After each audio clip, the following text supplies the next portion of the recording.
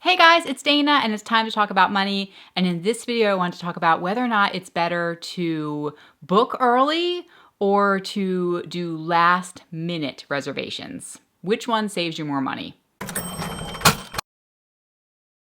Okay, so I'm a planner. I really do like to pre-plan.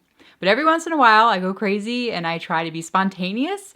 And this is the week of July 4th as I'm filming this video. And I had it in my head that, hey, maybe we should do something 4th of July. Maybe we should try to go somewhere for one night or go somewhere with fireworks. And I have always wanted to take the kids to Jellystone Yogi Bear Campground. They're not sponsoring this video. I wish they were, but they're not. And it's just a place I've wanted to go, take the kids. I thought they would really enjoy it there. And there's one in the Adirondacks, which I would love to go to, but that's like a 6-hour drive, 5-hour drive for us. And then there's one that's out in Lancaster, Pennsylvania Amish country.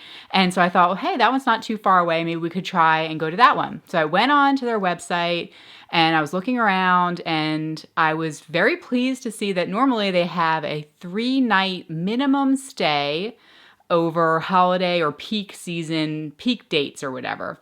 And they waive that if you reserve the week of. So then you can do just a 1-night stay, which I was like, oh, that's so much better, cheaper, more affordable way for us to go than to do 3 nights. 1 night, obviously, is a lot less money. And then, so I called on the phone to talk about, they had some kind of lock fee where you have to, in order to lock your particular cabin site or campsite into that site that you've selected, you have to pay a $30 fee to lock it. And they told me that they would waive that fee. I wouldn't have to pay that. And I could, they had like just 4 cabins left or something. And I could pick which cabin we wanted and then they would waive that fee. So that was a savings, which I was really excited about. So in this case, it is cheaper to call the week of last minute because I'm getting that lock fee waived and I can stay 1 night. We don't have to stay the 3-night minimum stay that they usually make you stay.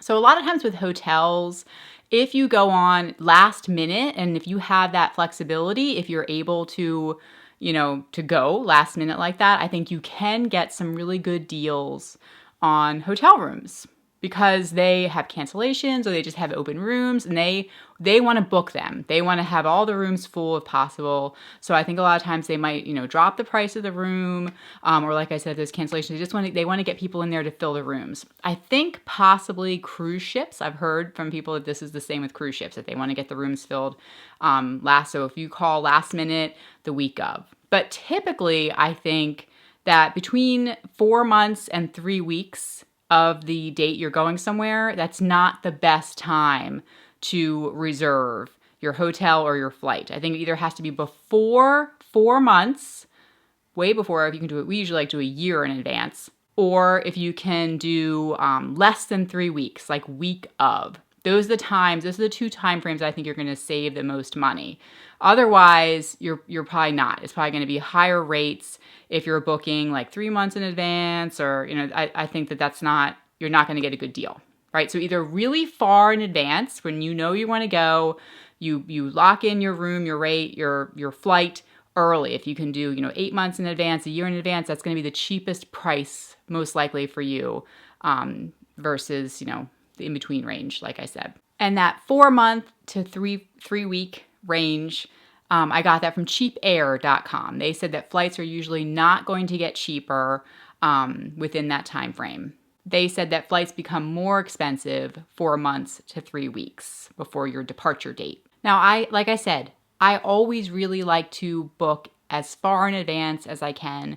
Also, for budgeting reasons, I think if you've got some extra cash laying around, you're able to use it. But I do think that if you can pre-plan stuff, it's going to really help you. I like to look forward to my trip too. That's part of the fun, is looking forward to it and planning out, where we're going to go, what we're going to eat, all those things. We're going camping. We go camping every summer at a campground, and I book that at least, as soon as I can book it, 11 months for state campgrounds. 11 months in advance is when I book it. I like to be able to pick out the perfect site, when you're booking last minute, usually you don't get to really have a lot of choice as far as which room you get, which campsite you get, which cabin you get. You basically are at the mercy of what's available. And a lot of times you might be getting rooms that people don't want. A lot of that there's a reason it's not booked, and so it's lesser quality perhaps. So in my personal opinion, I feel like we save the most by booking early, and then I feel like when we're there, when we're at the campground that we stay at, I feel like the campsite we're in, I've researched it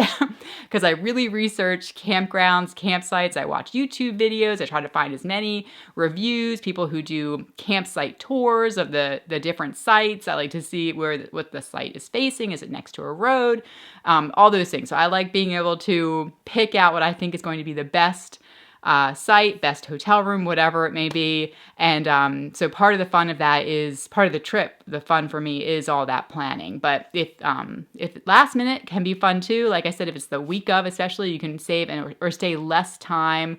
Like in the case of Jellystone, you can stay just one night instead of 3, which is really good.